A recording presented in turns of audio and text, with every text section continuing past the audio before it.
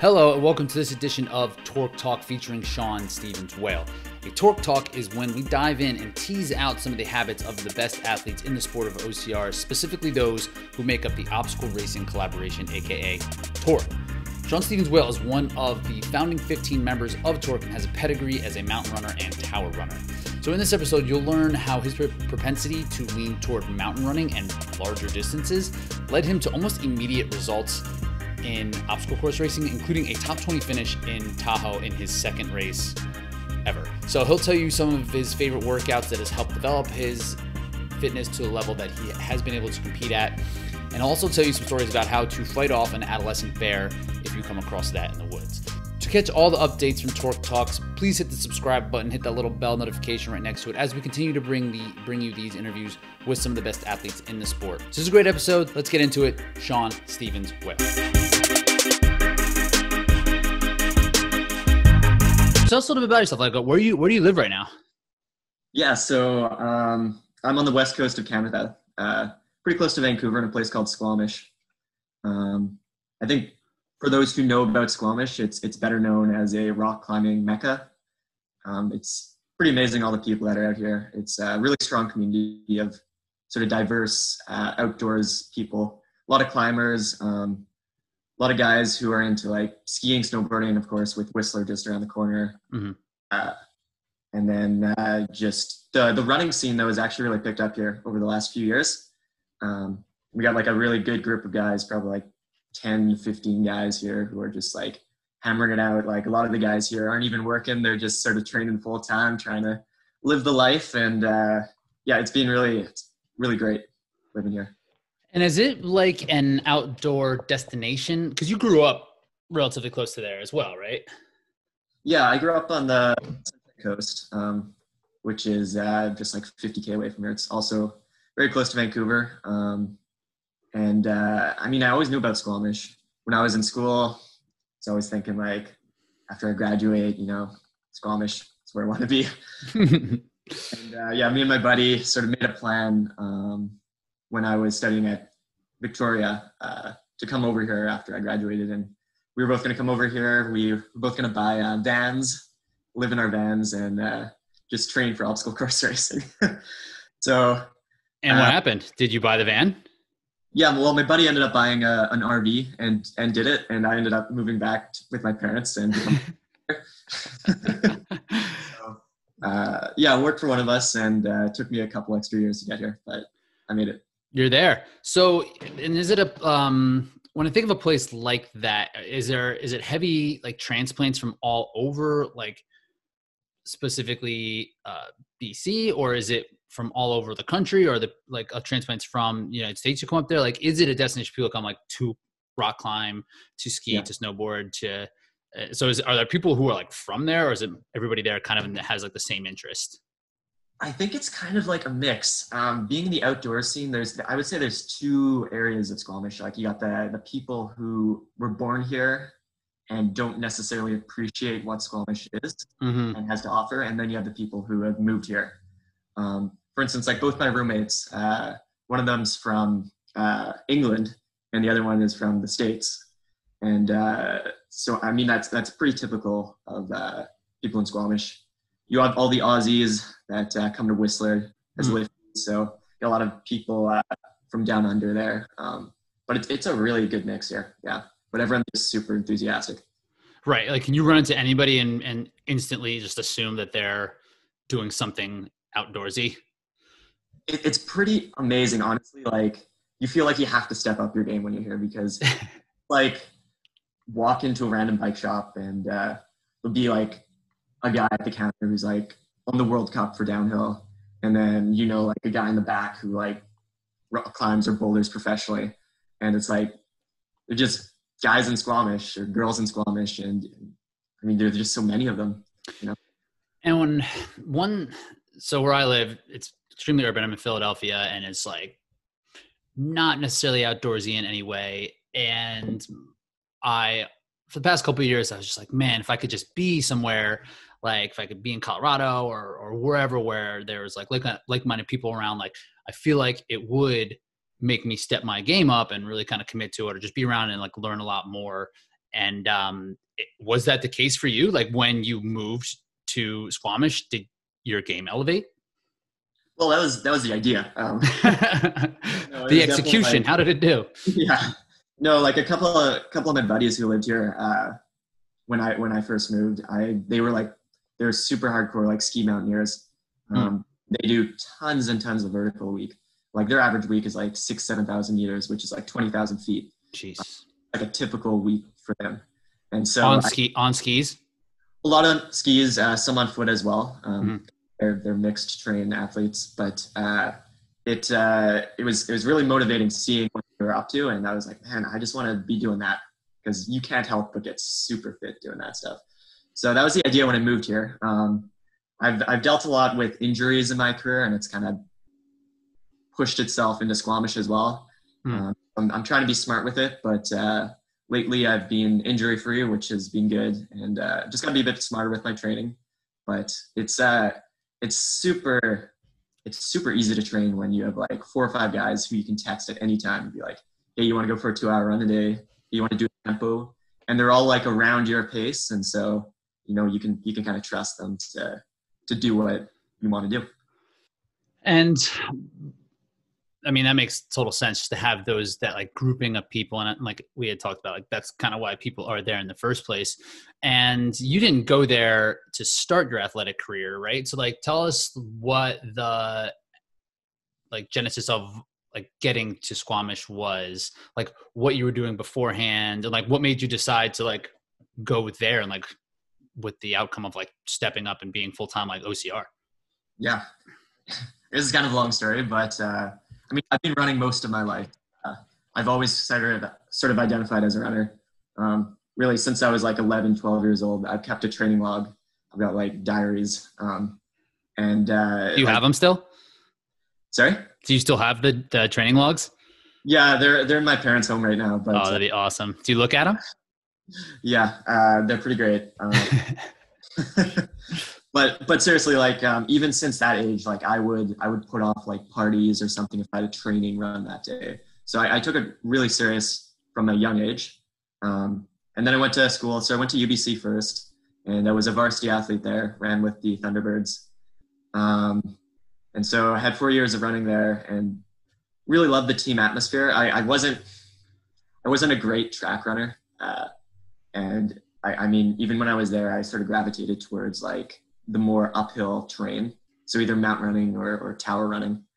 And then I moved on to University of Victoria, where I met Chris Swanson, who ended up being my roommate for 4 years. And Chris is one of the OGs in mountain running in Canada. He's been on the Canadian team like 10, 15 times. I don't know.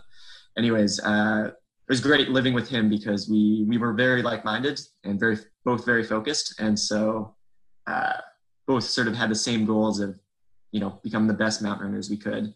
And he, along with I, had a litany of injuries, which unfortunately kind of stalled his career a bit. And so in 2015, heard about Spartan. And at the time it wasn't, I think when we first learned about Spartan, it wasn't really seen as necessarily like a serious sport, how we looked at it. And when did you come across Spartan? So the first race I saw that was obstacle course racing was called like the Urban Athlon, and it was like a men's health race, and it was like in the city. It was like in New York and Chicago, and this was probably in like 2009, 2010. I didn't do it because I was still living at home and like had no money, and I was like, I'm gonna go and do this. I'm gonna be the best at this ever.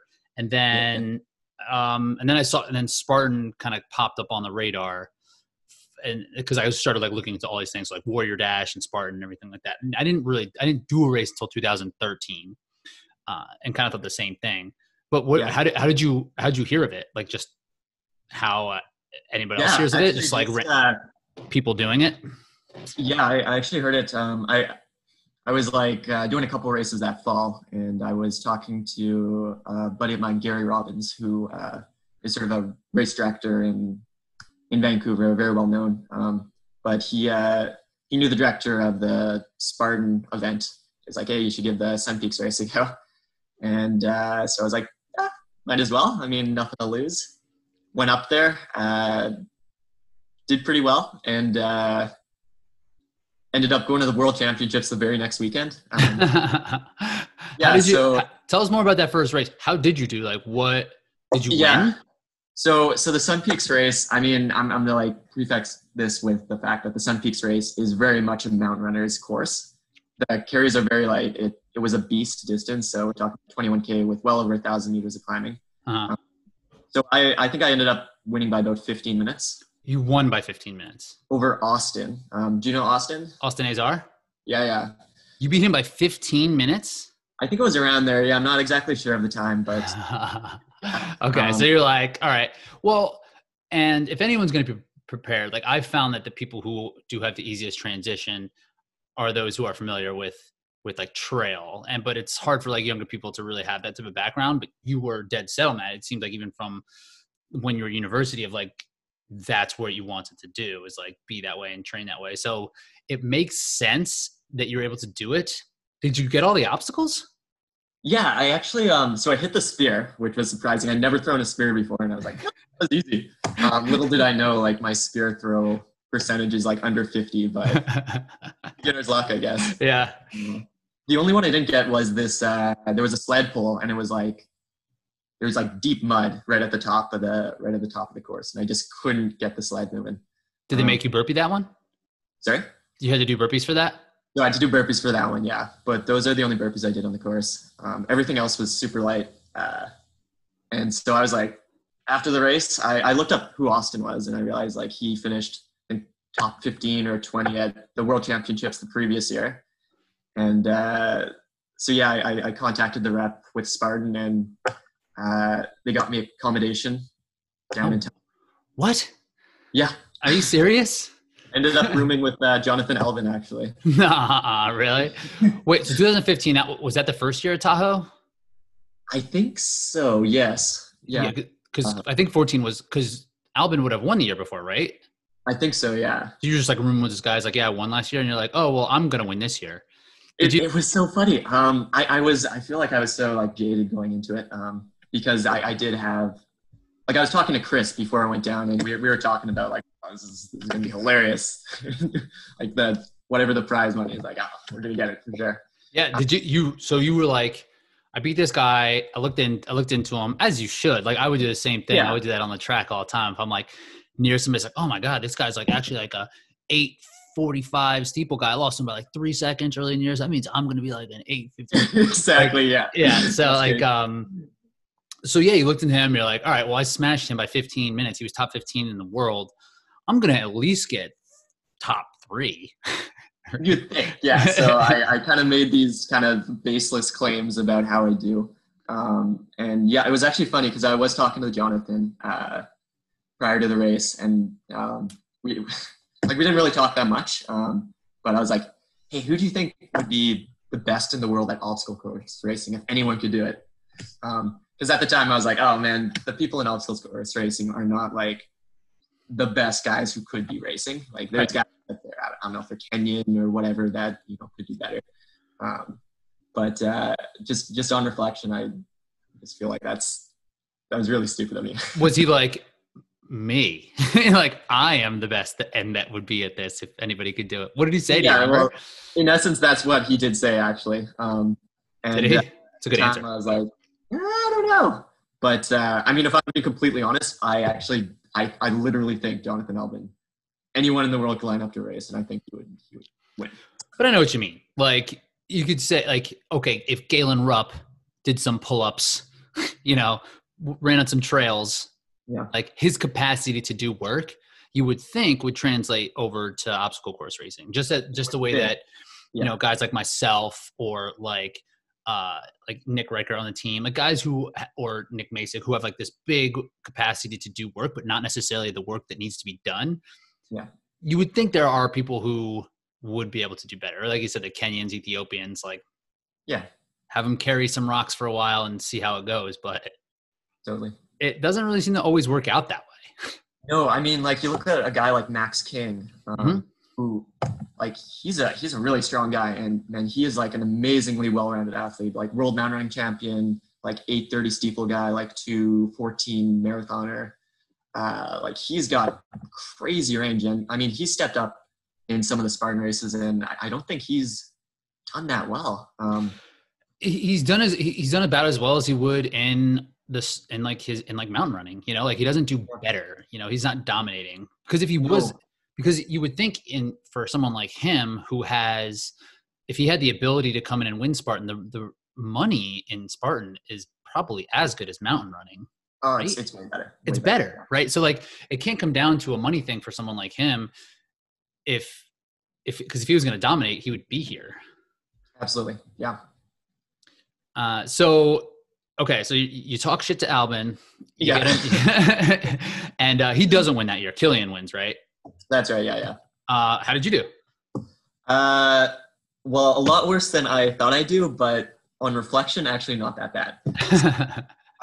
Yeah, I mean, I started, it's at altitude, and I'm not the greatest altitude runner to begin with. What's a Squamish? Is it basically sea level? We're at sea level right here. Yeah. Mm-hmm. So, yeah, it kind of crushed me right from the start, to be honest. And the Herc hoist was pretty early on that year, and wasn't able to get that up. So I had to burpee out on that. I think I ended up doing 150 burpees that year. That was when it was flipped, right? That's when it headed up the big steep hill first. And then the first climb that is now, I think, was the second climb. At least when I went the next year in 2016, and that's how it was. Like, we shot away from the gondola. I'm not sure what direction in the world that is, but yeah, I don't even know if we went. Man, it's kind of all a bit fuzzy now. I can't even remember if we went over the small climb or if we just did the big one. But anyways, yeah, it crushed me. And that 150 burpees is a lot of burpees. You're like sore from like burpees. Brutal. Yeah. I remember the bucket carry. That thing like gave me nightmares for months. I'd never experienced pain like that in my life. Like, the bucket carry was right near the end, and I was starting to get a bit of momentum back. I was starting to pick off a couple guys, and I was like, oh, okay, could still like end up maybe rallying for top 10 or something. But as soon as I hit that bucket, man, I just got destroyed. I think that bucket took me like half an hour to get there. Man. But, yeah. That was like, that's fill your own bucket, hold it in front of you. Hold it in front of you, just like your back is on fire the whole time. Can't really put it down. Like, yeah. Yeah. Every time you put it down, you're wasting tons of time. So it's not really efficient, but I mean, what can you do? So back then it was like, if I made it through a bucket carry without like dropping to a knee and like setting the thing down for a little bit, I was really excited about it. Like, cause I would always need to just like stop for a little bit. I don't remember last time I stopped for a bucket carry. I don't understand why those buckets were so much bigger than the ones that are now. Cause aren't they like the same size? Maybe they're filled with different material, or they're definitely the same size. We can't see what's in it anymore with the lid on there. But I don't know either. I mean, whenever it comes down to something like that, I just always assume we're just better prepared.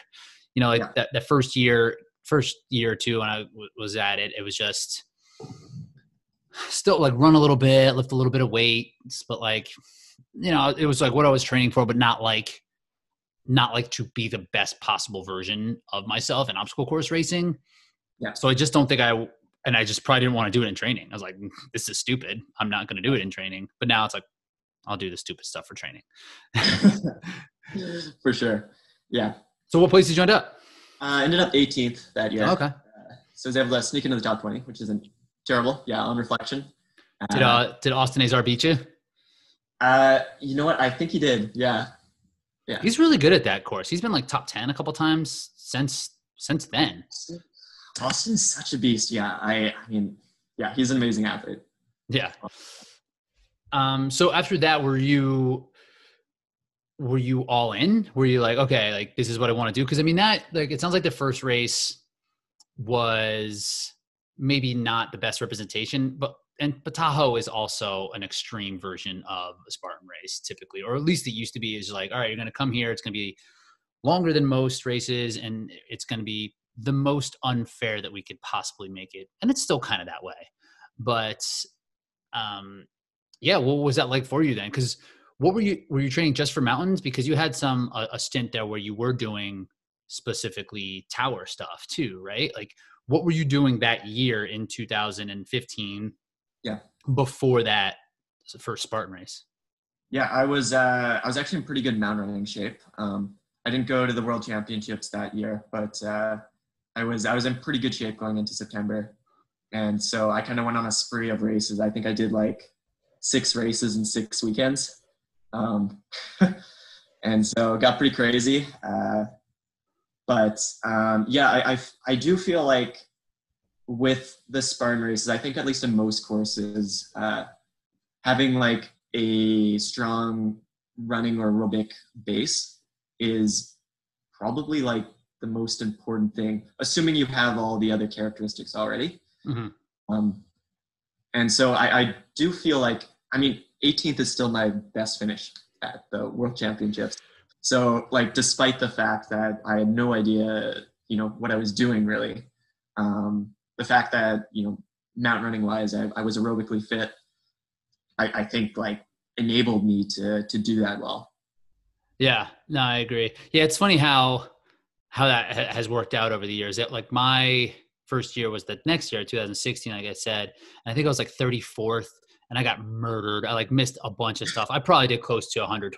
Like there was 3 obstacles right at the end, and I just did 90 burpees to finish the race. I was like, okay, like I'm completely dead. My parents there cheering for me. I'm just like taking 10 minutes to do 150 yards. But that year I finished like 34th, and last year, which was the best OCR shape I've ever been in, I was like 27th. So like there's not that much. Just like the sport is just really getting more and more competitive. Do you feel like that is the case, or do you feel like has it been injuries for you that is more kind of the reason why you haven't outperformed that first year, or what do you think has happened that you haven't gotten beyond that point? Yeah, I think it's a little bit of A, a little bit of B. I definitely do feel like where I am now, if like obstacle course wise, if I was to be in the same shape, I think I would obviously have done much better that year. But at the same time, the depth is definitely increasing. So, I mean, it's hard to say exactly how much, but I would say like maybe a 15th then would be like a 25th now kind of thing. Yeah, I think that's fair. Internationally, things are getting much better too. And I mean, even domestically, there's a lot more depth. Like, yeah, anybody, but it could be a mix from that 15th to 25th, like depending on what happens that race, you could be totally in any one of those spots. Yeah, I think I think what's most impressive almost is to see the guys who are on the top consistently on the top. I think just considering the variety and the diversity of races and how much can go wrong in a race, to see the same guys like floating to the top is really a testament to maybe how they prepare, but also like their fitness all as well. And I mean, that would be great to do, but at the same time, just looking at it, you're like, oh man, if I could have one top finish, that would be great. Yeah, right. What do you think that is? Like, as I think about this sometimes too, like that, how is it that it is the same couple of people who do get a lot of the attention and get a lot of the accolades, like they still perform the best over and over? Like, what do you think that do you think they're doing anything, or how do you think that they've maintained that with the amount of depth and new talent that comes in every year? Yeah, it's honestly kind of perplexing to me. Obviously, you have to grant them that they're probably in some ways just better.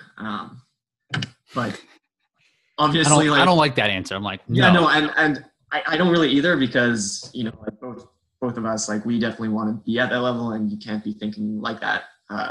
And I don't necessarily believe that's the only reason, but I think just the fact that I guess they prepare, I don't really get it. And what I don't understand most, I think, is how some of these athletes are at the top at the beginning, middle, and end of the season. How they can hold this peak for like 4 months, because it's like for a couple weeks and then I'm done.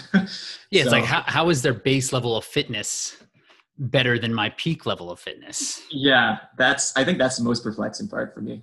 But yeah, because And I think that's something that kind of handcuffs me or has in the past in terms of like trying to approach this like it is the same as any other sport with like a 3-month season, you know, and like just trying to figure out like the best way to maintain like a generalized fitness and then maybe have one big build to like really, really knock it out because it doesn't make sense to train that way from a traditional endurance background. But is mountain running like that, or do you kind of follow the same type of beats that you would in like a track running where it's like a base phase and then like a sharpening phase, whatever, and then like a taper kind of thing? Or like is Totally. Is it the same? Yeah, it would be pretty much the exact same as sort of a track background. I mean, the big races usually happen in the fall or late summer.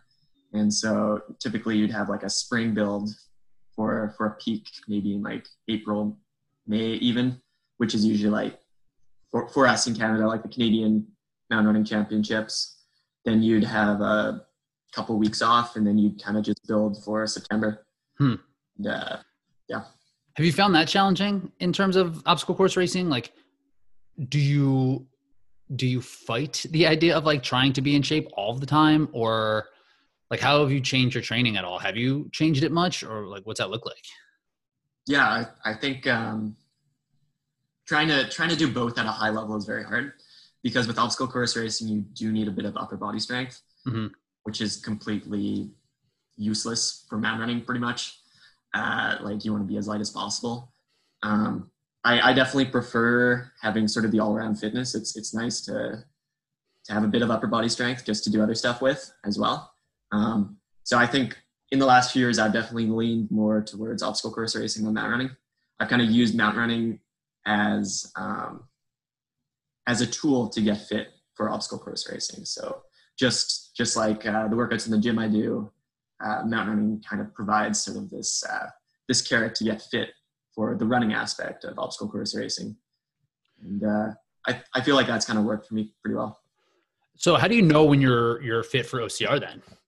Because like that's something I have a terrible time doing. Because how I know I'm fit is like, oh, if I can run this pace for this long on flats, like I don't have a great barometer for my fitness before I actually perform for obstacle course racing. You know, it's like sometimes I go in and I think it's going to go well. It doesn't. Sometimes it's the opposite.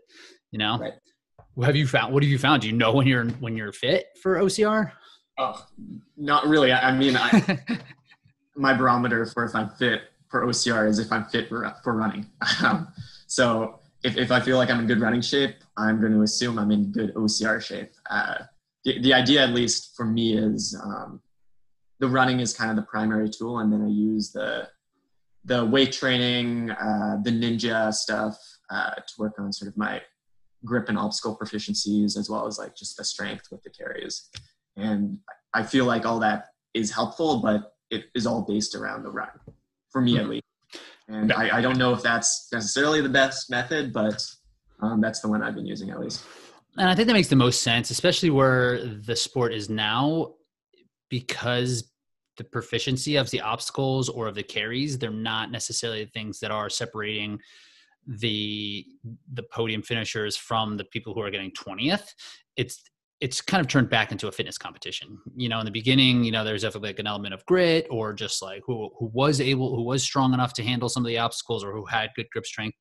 And now it's like, you don't need that good of grip strength. You don't really need to be that strong. So it's like, it's back to fitness, it seems like. So I think that is like the appropriate way to kind of go about it. Yeah. So when you think about what is stopping you from becoming that like next level, getting to a podium at a world or national level, whatever it is, what do you think that is? Like, what do you think is holding you back? Yeah, I think for me personally, I would say the number one thing I think that would help is being a faster runner. I think I think if someone was just getting into the sport and I was to judge them whether or not they're going to do really well at obstacle course racing, the things I'd probably look for are like how good at pull-ups they are, how much they can deadlift, and how quick they can run, both on flat and up a mountain. And if they can check all those boxes, I would probably say they're going to do really well. Hmm. So I think like for my metrics, it's like try and run a faster 10K next year. For me personally, I feel like to be at the top, you probably have to be running under 32. Some guys are probably a bit slower than that, but they compensate by either being like jacked like Hunter and Ryan, or they have some other skills. And so I think for me, just trying to continue to work on that running economy, the running speed, while at the same time obviously working on my obstacle skills. Yeah, and there's definitely something to be said about experience. You know, guys like Hunter and Atkins who have been competing at a high level since the sport pretty much started to become competitive. They've done more races already than I will ever be able to accomplish. You know, like they just have so much more experience on what to do on the course, and that is definitely plays a part in this. And I think that is one of the reasons why some of the runners at the top can maintain there. They just like, it's not all a fitness competition. Like there is things, and I make mental errors all of the time. I always screw up out there, and I find new ways to screw up because there's so many ways to screw up that I haven't learned all the ways that I can screw up yet. And I think Atkins knows all the ways that little mistakes and sees what people can do and can kind of like suss that out and not have to do that. But in your case, when you're talking about a faster 10K, because I'm the opposite, right? Like I feel like I like the road stuff, the faster stuff, like I don't necessarily need to do. I need to get faster at the mountain stuff or like the trail stuff. So how would you kind of go about going after that 10K? Like, what do you hope that would accomplish in terms of the end result? Like, obviously you would want to do better, but like, how do you think that would translate? Yeah. So I think with a lot of these races, at least for me personally, I think you have to be sub threshold on the running. You have to like, there's this line that if you go over this line, and I've done it many times in an obstacle course race, I get completely crushed. So I think having a general level of fitness aerobically that allows you to run with the top guys without redlining the whole way kind of allows you to stay in control. And so when you hit the obstacles, rather than having to use the obstacles as a break, you can actually go harder on the obstacles to get through them. And then you get back to the running, get a bit more of a break until you get to the next obstacle. So I think having that high level of running fitness allows you to push more on the obstacles while getting your heart rate settled down on the running sections. Because for me personally, I don't know about you, but like if I hit a heavy carry, I'm usually crushed coming out of that, and I just can't get back into my running zone again. And the same with like I don't know, even like lots of obstacles. If I'm going into them with too high of a heart rate, I'm just going to get crushed on the obstacle themselves. And then coming out of the obstacle, I'm just not going to be able to get back to where I was before. And at least my thought is that just having a higher level of base fitness will allow you to run faster with the lower heart rate. So that's my thought. I agree. And it's just like the amount of perceived effort that you're putting in. And that's why I feel like there needs to be a like real progression or like fitness progression with your training. It can't just be like constantly varied, like CrossFit, doing wacky stuff, picking up a bucket, running around, doing push-ups and like running and this and that. Like yes, it will get you prepared for the race itself, but like that won't necessarily get you to your highest ability to do work. Where like if you were to do like a 10K progression or, you know, like a half marathon training kind of block, like your ability to do work will improve. So that should make your perceived effort less when you're out on the course. So that's what, like, I am a big believer in like having those things in a training plan instead of it just be like all doing burpee runs or whatever. But so when you say like threshold stuff, like when you say sub threshold, is that like just for semantics? Because I mean, there's language that I just want to be on the same page, right? Like what does threshold mean like in your terminology? So like below lactate buildup, pretty much, where I can flush everything out, pretty much like zone 3 running rather than like zone 4 running. So like something you could do for like an hour, right? Like at least an hour, probably even longer. Got it. So like something like a half marathon pace. Exactly. Yeah. Something comfortable. Comfortable but hard, right? Comfortable but hard. Yeah. Yeah. Like okay. I don't know with you, Rich, like, cause you are such like a talented runner, do you, like, when you go into a race, do you find like the run at the start is really cozy, and like, where do you struggle? It's almost 100% terrain based. Like I don't navigate well through like the woods or like through like rocky downhills in particular. Like climbs are fine, but it ends up being the terrain is where I will kind of lose rhythm, and that is where it's a struggle. And then I can't quite access the like running fitness that I've built because I'm so concerned because of my lack of skill to like navigate the terrain. So that seems to be where I lose a lot of ground. And like a lot of times I'll finish the race and just be like I'll be tired later in the day, but I don't cross the finish line like just dead. Like I've never like kicked to the finish line to the point where it's like, this is everything I have, like how it feels at the end of a 5K, 10K, half marathon, whatever it is, where it's like, I cannot wait to finish. It rarely is that. It's more like, I can't wait to get off this course. That's how I feel. It's like, just get me the hell out of here. So that's where I have struggles. And when you do that, like if you were to do some of this sub-threshold training, will you do it can you get to that level on trails, or will you want to do it on flat just to like make sure that like you're at a zone where like, you need to be? I think typically, yeah, you'd keep it on the flat just because it's more consistent. Hard to find certain terrain where it's like you got a consistent hill out or something where you can really keep the heart rate in that same zone. It's just easier to train on the flat. Like I'll do most of my easy runs in the trails just to work on trail technique. The trails around here in Squamish and on the North Shore are very technical. If you want to learn technical running, come out here. Come on out. Come on out for a couple of weeks. I'll teach you. Yeah, I'll crash with you in your British and American roomie. We'll go for some runs. Fine. Yeah. Once the borders open up. Yeah, that makes sense to me, right? Like that's basically how I kind of approach it as well, and putting that into place. So just like tell us, like, I mean, you've been a runner for forever, and you said you didn't find a lot of success, I guess, on the track, or I forget what phrasing you used, but like, what are some of your PRs? Like, what have you done? Yeah. I think like my PR in the 10K is like 32:30. So, I mean, not terrible, but at the same time, like, I feel like there's a lot of room for improvement there. Right. So it's back-to-back 16:15s. I think that's like just right. Yeah. Yeah. It's like an easier way for people to. For sure. Yeah. And half marathon, my best is 1:10:15, so right around 70 minutes. And again, bit of room for improvement, but I think it's probably a slightly better time than probably my 10K equivalent. But when was that? When were these? That was back in 2015, actually. So not that surprising. That was the year I did the best at Spartan. Year I had my half PR. So yeah, actually my 10K was set that same year, I believe. So yeah. Do you think that's where you need to be?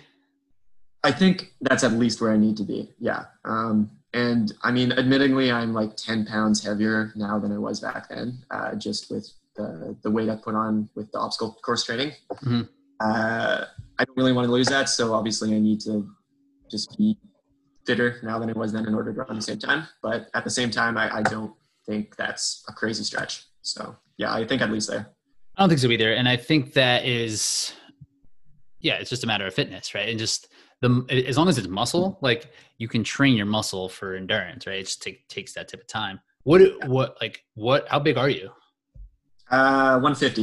150. 50. Yeah.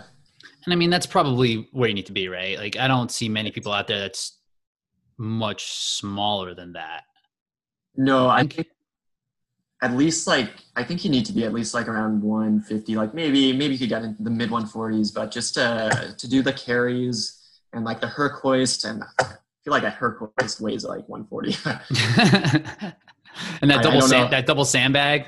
Yeah, the double sandbag. Like I don't honestly think I want to lose much in terms of weight. I think I'm pretty happy where I am now. So yeah, and like I said, just getting more fit. Like I think Woods is probably maybe under 150, and Kempson is probably under 150, but probably not much. Probably 145 to 150. I bet they're probably pretty close. Yeah. Yeah. What are you sitting at? I was like 165 through OCR stars, Okay. Wow. Yeah. which is which is probably like 10 to 15 pounds more than like my like race weight in like college or high school. What's your, geez, and you ran 29:36 mile, Mm-hmm. 15 pounds over your racing weight. Yeah. Over my like runner racing weight. I haven't been that weight since 2010, so it's been a while. So I've had a long time to train this type of fitness for that. That's insane though. I know. That makes me really happy. I'm like, yeah, you know what? Because I've always been like, I need to be this type of weight. So just like focusing on the fitness and having that payoff is pretty cool. So you can do it too. Yeah, hopefully. So what are some of the goals that you have with obstacle course racing? Like just in the scheme of things, when you think about what would make you feel satisfied? Yeah. I think long-term, I definitely like some podium finishes on the bigger stages. Like what? It's like feeling like I'm competitive in the races would be nice too. So rather than getting like shut off the back early on, just at least like, even if, I end up failing obstacles or something, just being in the mix at least would be a nice feeling. But yeah, I think long-term, I feel like probably it's a goal with anyone who's racing Spartan at a high level. It's like podium finish at the World Championships would be cool. And same with like, the series championships, try and get on that podium. But yeah, nothing like too specific really. I think just try and keep improving and see where that takes me, because that's what I want to do. Yeah, because that is right. Like anyone who's at like our level, I'm going to put us in the same level. We're kind of right there. I think we finished real close to each other at Tahoe. Tahoe didn't go well for you last year though, right? No. but you had some top 10 finishes at the US National Series races, as did I on the flatter courses. So like, we're kind of like in that same realm. And like, yeah, I think the same way. It's like, yes. And where I want to be is on that podium. And I don't think it's a far stretch. I don't look at the people who are at the top as athletes who are like superhuman. Like if I went to a mountain race against like Kilian Jornet or something like that, like I can't do anything about that. But in OCR, I'm like, I don't feel this way about those people. So I think that is a goal that is attainable and should be what we have in our minds. And, that's kind of why we've been talking now, is just like, how are we going to get ourselves there? But like, why do you want to do that? You think, like, when you think about like the reason that you want to accomplish those goals? Yeah. I think, there's a lot of different reasons. I think the fact is, I'm a super competitive person. So, I see these carrots, and I just want to chase them down, because it's something I can do. I also like the idea of being a professional athlete, and in order to be a professional athlete in this sport, you have to be on that podium, because you're not really making enough if you're not. Right. So I'd love to just do this full time. And I think to do that, you have to be up there at that level. So I'm definitely driven to do it, but I think most of the drive doesn't necessarily come from these extrinsic qualities, but it's just a fire within me that, I'm going to do the best I can do. And I have a vision of where I can be, and I want to be there. So. And is that always kind of a thing? Because you've done well in the mountain running, you've done well in the tower running. Is OCR an extension of that, of just being like, okay, here I am, I'm in this now, and I think I can do well, and I need to find out what I'm going to do? Or is there something specific with this that you're like, this is so cool, I need to just like go all in on this? I could honestly say that about mountain running and tower running too. I think both those sports are super cool. With tower running, like when I was young, I wanted to be an architect. I got a degree in civil engineering. Like buildings have always fascinated me. And so the tower running was just a cool extension of that, where I could really, oh, no way. You're just like nerding out. Yeah, kind of nerding out almost. Like when I go to the city, I'd be like just looking up at these high buildings anyway. So I was like, geez, I'm going up there. Yeah. But I think with like obstacle course racing, it's just so diverse. It's so cool to be able to, like, man, I grew up watching like American Ninja Warrior, like coolest show ever. I'm just like totally addicted to that stuff. And so like right now I'm working at a ninja gym in Squamish. It's really cool, actually. It's a big place, but it's provided a lot of opportunities to improve my ninja skills, which I think really translates well to a lot of the obstacles in Spartan.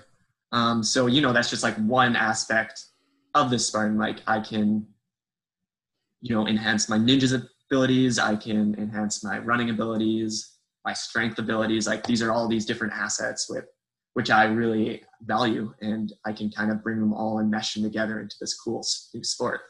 And so, yeah, I mean, I'm super stoked to do it. Yeah, and I can relate to that. I like the idea. I like whatever the competition is. Like I'm going to be like, okay, I'm going to want to do as well as possible, just because. But I just like the training. You know, it kind of sounds like the same thing. It's like these different elements, and you get to train for these elements to improve on those, and it's just like a little bit more interesting, a little bit more fun, and like there's growth to be seen in a lot of different elements. Mm-hmm. And yeah, so you mentioned wanting to be full-time in obstacle course racing or athlete, whatever that is. Is that what you do full-time now, is working at the ninja gym? Yeah, so the ninja gym is my job right now, and it complements this awesome. So I work there as a coach, training the next ninja warriors. Sweet. It is just a fantastic place to train, and I've learned so much about my own body, how my body moves through space by working there. Some of the other staff there are like professional parkour guys. One of the guys has like been a demo guy on American Ninja Warrior before, so he like knows the lay of the land. So just working with these guys has really provided a lot of opportunity for me just to learn how to get through obstacles really quick. Which I'm really excited because since I've learned, I haven't had a chance to actually use it in a Spartan race yet. So this past year, I've learned a ton about obstacle course proficiency, which I'm really excited about bringing to Spartan next year. And it'll be interesting to see, it's like if that ability to kind of move through space does help lower the fatigue of going through the obstacles, right? Like if it isn't, and if like it's the same fitness, say you run, 33 minutes for a 10K and that's your fitness, but you're able to get through those obstacles faster, or if it just makes you tired anyway, you still need to get better at running. It'll be interesting to see. Yeah. That's people. So have you done like do you do ninja courses all the time then? Like where it is like Ninja Warrior style, just like a minute and a half or whatever, however long it is to get through things? Yeah, I did. So I've done one competition just before COVID happened at the end of last year. Super fun. At the same time, kind of like the Spartan World Championships, very eye-opening. Yeah. I went in like, I thought I'd do all right. I ended up doing all right. I finished second in my category, but it was very interesting to see how being really efficient through every obstacle was so key to finishing the course, because it's so much more grip based than a Spartan race, that you can get pumped, like flash pump, just like that. And so really making sure you don't miss a ring, making the jumps count, and so you're really hitting that landing. All this small stuff really adds up in Ninja Warrior. And it's something that I don't think as like obstacle course racers we care about that much, because I mean, yeah, you miss a monkey bar, you just grab it again. Skip one, you know, doesn't really make a difference what way you do it. But in this ninja stuff, it's like you gotta be efficient. You gotta like move through that space really efficiently, because if you don't, you're not gonna make it.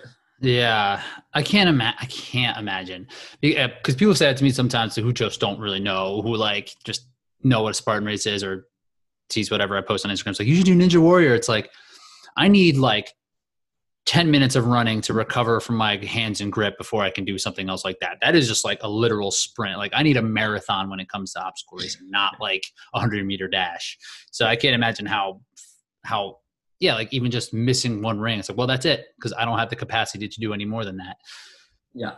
And then do races like the OCR World Champs, have you done those before? I did it back in 2017 was the one year I did it. I think Blue Mountain. In Blue Mountain? Okay. I think I was there I think I did that year as well. I got crushed. I was murdered at that Oh, race. man. Same here. Did you? Both of them, the 3K and 50, like obstacles I've never seen before, and like it was raining, right, for the 15K in the morning. Yeah, the 3K, I don't think I even finished that race. I think that's the only race I've ever dropped out of. I like even the Battle Frog races where, you know, they got those crazy rigs. I always got crushed on the Battle Frog rigs back in the days, but I'd spend 2 hours and eventually I get through it. But like this OCR, yeah, that short course, and that was brutal. I couldn't even finish that. It'd be a fun one if you can get back in, if it happens this year, it'd be a fun one for you. What are you thinking this year? I mean, we were talking a little bit before we started, like, what are you going to do? We're not sure. You're in Canada. A lot of the races are in the States, and, you know, who knows what's going to happen in terms of opening borders, or, I mean, the case numbers are bad right now, but the vaccine's coming, so people are optimistic, I think. So say that the season is just going to happen. What are some of the goals you got this year? I think, like, honestly, I'm not super stoked about Spartan World Champs being in Abu Dhabi. Yeah, me neither. Because two things like altitude I don't do well with, but the two other things I don't do well with is running in sand and running running in what? What was the second one? Heat. Yeah. So unfortunately, those are two attributes which Abu Dhabi definitely has. So I don't know if I'd do that one or not. I think I'd see where my season's at. I think OCR World Championships is definitely something this upcoming year I'm interested in, just because of all the proficiencies I've gained. I'd be really excited to try it. I think if I was in good running shape and my obstacle proficiency was where I wanted it to be, I could do pretty well in that one. So that would probably be a goal of mine. I know Tough Mudder is bringing back the 24-hour 10,000 prize purse. So depending on what it is, might give that one a go. We'll see if Atkins decides to do it, but that could be a fun battle. Because you do well in the ultra stuff as well, right? Or you have had some good like 12-hour races, like the long. Yeah, I haven't done any 12-hour ones, but I did a couple. I thought you did 8-hour. Oh, okay. Yeah, the 8-hour toughest mudders, and those went pretty well for me. And each one I felt like I learned and I improved from as well. So kind of wish they had the 8 hours still, because that was kind of my bread and butter distance. But got to see how 12 goes now.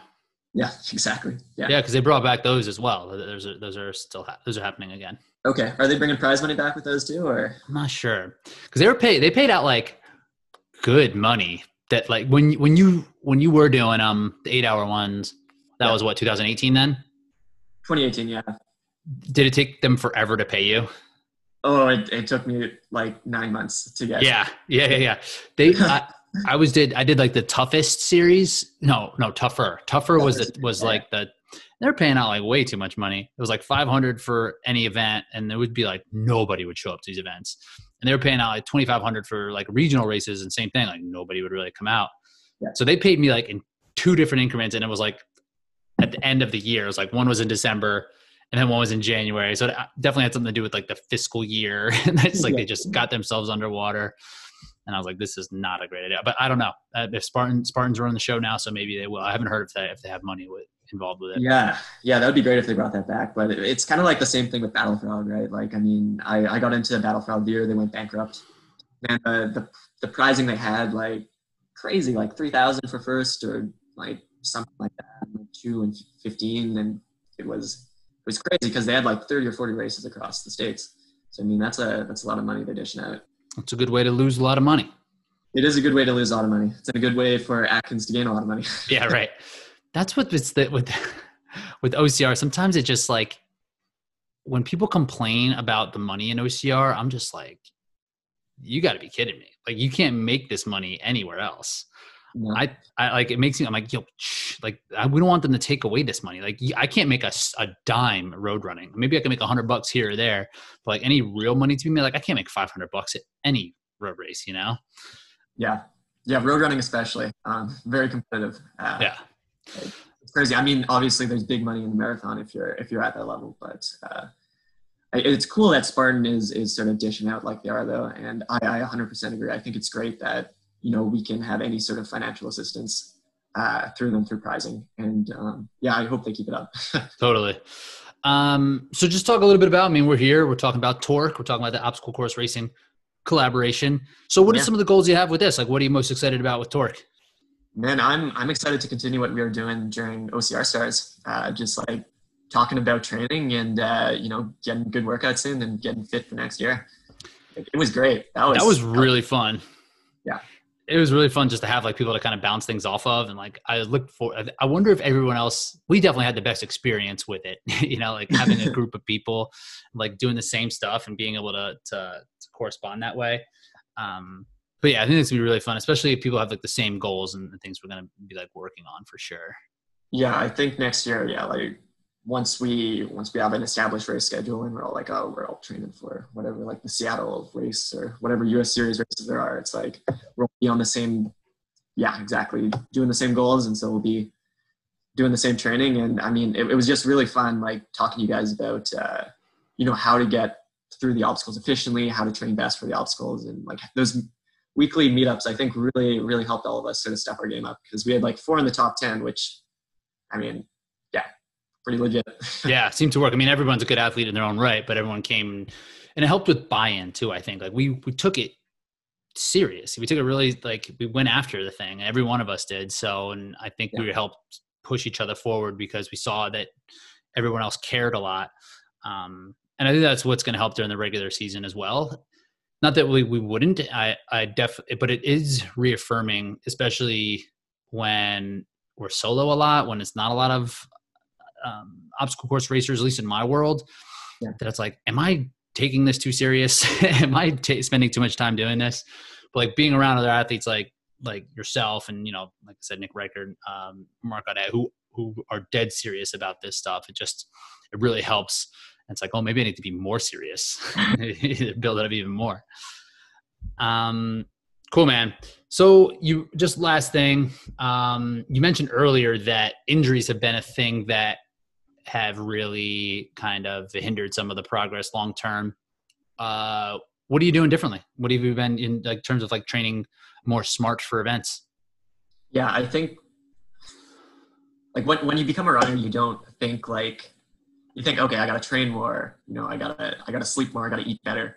You don't think I have to not get injured, but like training consistently, I think is like the biggest thing to becoming a better runner, is being able to really put that consistent training in week after week, month after month. And when you get injured, it just derails everything. And you really have to go back to ground zero and start building all over again, which is tough. And like psychologically too, like losing all that momentum and motivation, it's really tough. And so, yeah, for me, I really am putting an emphasis on not getting injured. And it's kind of funny because last year I was like, okay, I'm getting a lot of stress fractures in my tibia, so I'm going to wear some cushier shoes to prevent that from happening. Ended up rolling my ankle really bad in a pair of Hoka's. Oh no. Yeah. Just because the platform is so crazy. It creates this ridiculous lever too. It's like, it's such a stack height. Yeah. And so I just went over really hard on it, and my ankle hasn't been the same since. So now I'm wearing an ankle brace, but I think softer surface definitely helps. And building more into your training, being more aware of when you're sort of feeling little, aches and pains in your body. But like rolling out often, stretching, seeing physio on a regular basis, all sort of components that really help. And so I'm just trying to bring that all together and not get injured.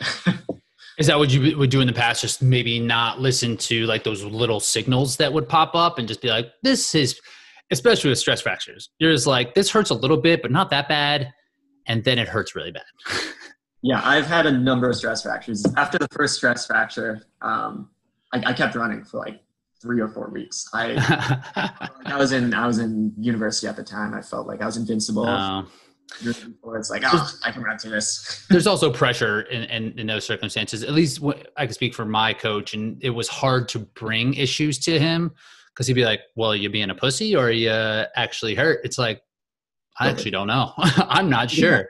So let me not be a pussy and then see what happens. And then you're just actually hurt. Where would you feel them? Like inside, outside of your your shin? Yeah. Usually on the inside, low down. I mean, it starts just like a little ache pain. You're like, just sore from the run, and then it kind of builds from there. So you definitely have to pay attention to those. But I think everyone sort of, as you become more advanced as a runner, you sort of figure out those little nuances with your own body, and you just have to be really aware of like where you're at in the moment. And I think a lot of people that maybe aren't necessarily right at the top probably don't utilize physio enough and sort of massage. And I think those two tools are really useful in just making sure that, you're staying on top of things. Sometimes they can open your eyes up. It's like, oh, or like if they're going over and you can find a spot that is extra sore, extra tender that you might not feel. Like that happens to me like on the outside of my calves, like up toward my knee. Like I'll end up being incredibly sore there to the touch, but not while I'm like running, or it doesn't ever really manifest and in that actual spot, but it might manifest somewhere else, like the actual pain. So like if I go to someone like a massage and he goes over that, it's like, oh, I am extremely sore there. Or like in my back, a lot of times that happens. So I agree. It's a good tool just to have almost for like awareness. Totally. And the thing is, the body is connected too. It's not like just because you got a pain in your leg, the issue is actually coming from your leg. Literally could be coming from your head. I mean, right. I've found like it's really good just to have like a one over the entire body, just straighten up everything up, and usually that kicks everything back in line. I've had some crazy experiences with like different types of therapy. I went to this practitioner's like NKT, like Neurokinetic Therapy. And a lot of that is like the signals that are being sent and like how your body kind of protects itself. So like if you had an injury, like you have like a scar or something like on your head, it's a good one. Like you hit your head, you cut it open, there's a scar there. It's like, if you think about that scar, touch that scar, you'll become weaker like in your legs. And this guy goes through this practice and is like, think about like, he'll like touch something and then we'll be like, now apply pressure to my hand with your legs. And it changes in an instant based off of like the different signals that are being sent in different areas. Wow. So it's like these like injuries that happen. And for me, it was like, I sprained my ankle when I was like 14 and I was getting really bad plantar fasciitis because my body didn't trust myself to like supinate out properly. So so my proper range of motion wasn't fully activating. So I had to like kind of train myself to do that. And it went away like in 2 days. And I had it for like a year. And like, he was like, well, your body's kind of protecting itself. So like, that's just like there's so much that we can learn. And there's so many things that you can find out about yourself if you just take that time. So I agree with you. It's like, just spend some time with people that know what they're doing so they can kind of open up your eyes to that. Yeah. Body's a complicated place. That's for sure. Yeah. Well, cool, man. Well, we'll check back in. We'll do these periodically so that we know how your progress is coming along. I mean, it's such a strange time now that we're not quite sure, but when the goals start to be more concrete, we'll check back in and we'll keep these things rolling along, man. So where can people find you in terms of socials, or if there's anywhere good way to follow your progress? Yeah. I stay on the DL pretty hard, but you post sometimes. I post sometimes, yes. On Instagram, I'm vertical running _A. That's the Canadian A, EH.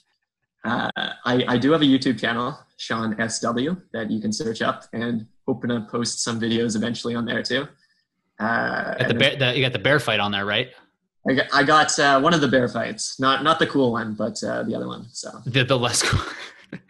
But it still has like 1.2 million views or something, right? I think it's coming up on 3 now, yeah. Oh my God. Because I saw you had a shit ton of followers when we were going on OCR. So I was like, huh. And I went and checked out and I saw that one was on there. I was like, oh my God, I didn't watch it. Yeah. But so you've been attacked by a bear twice now? Yeah. Well, I mean, the first one I wasn't attacked. A bear just jumped out at me and I put it on GoPro. So I'm really surprised that went as viral as it did. I think maybe my own reaction kind of created around it. I was like, oh shit, like a very, very raw, cathartic reaction. But it was nothing compared to the other encounter I had with the bear where I actually got into a fight with it. So yes, this is something we didn't mention about Squamish. I think people think this is a thing. I don't have to think about bear encounters often. So yeah. What do you do you have training on how to deal with a bear?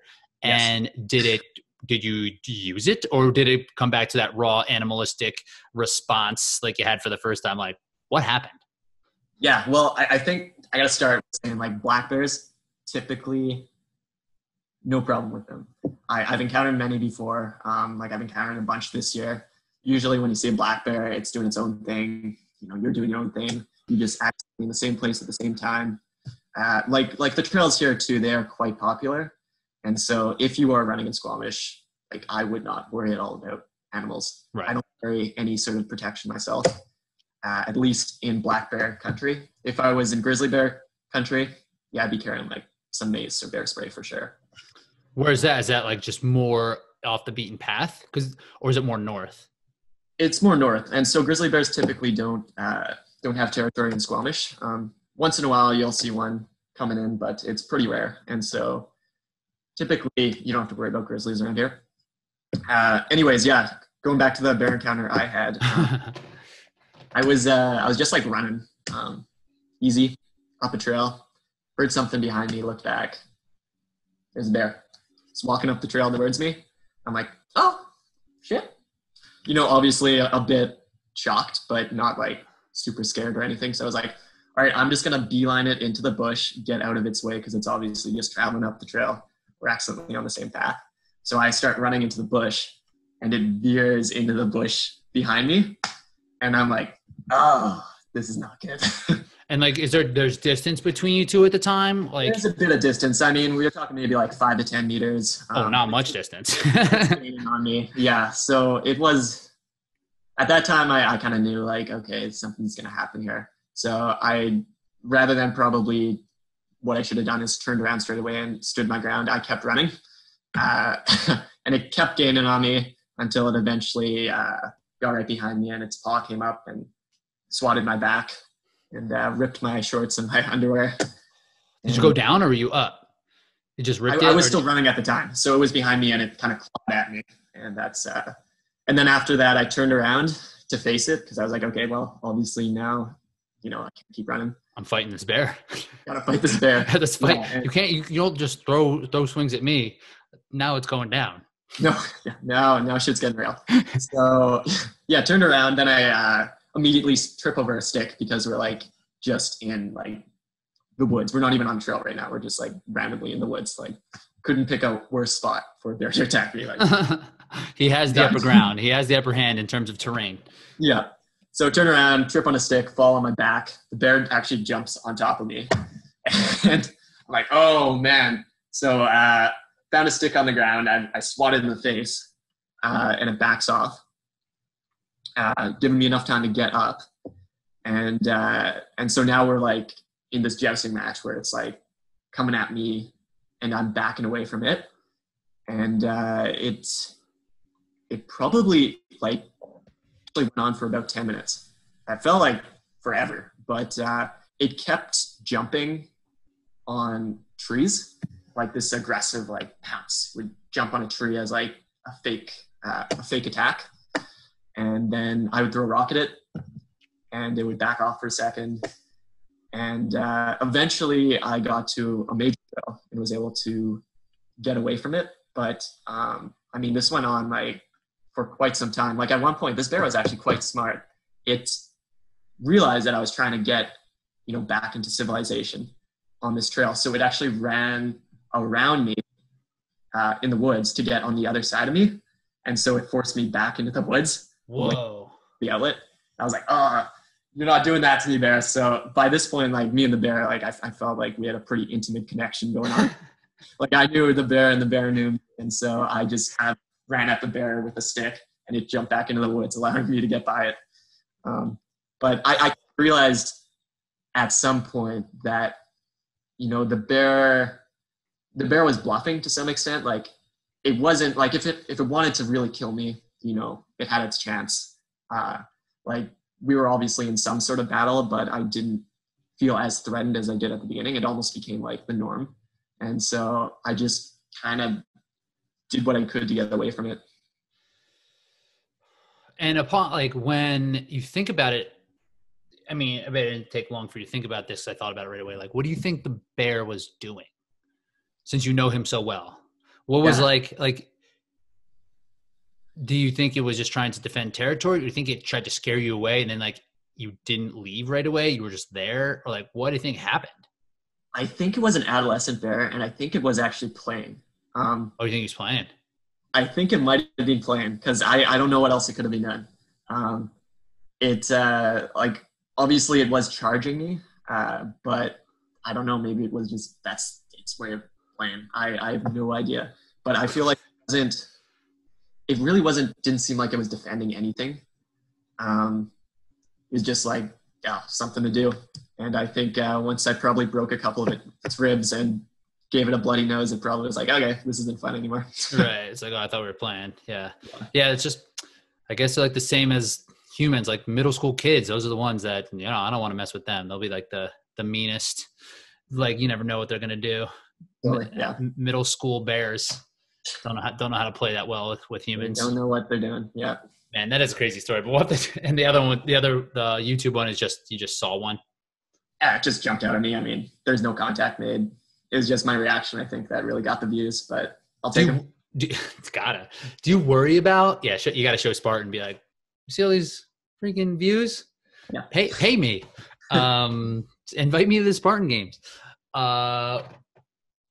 Do you worry about bears now? Like, is it a worry or is it different after that? Was there a running life before that encounter and after that encounter? Or is it still kind of like, I can't worry about it?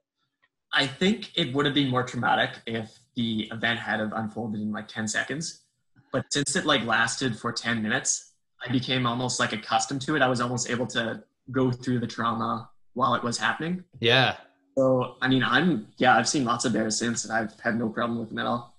So you have a greater understanding than most. Almost. Like I feel like bears and me sort of understand each other now. Yeah.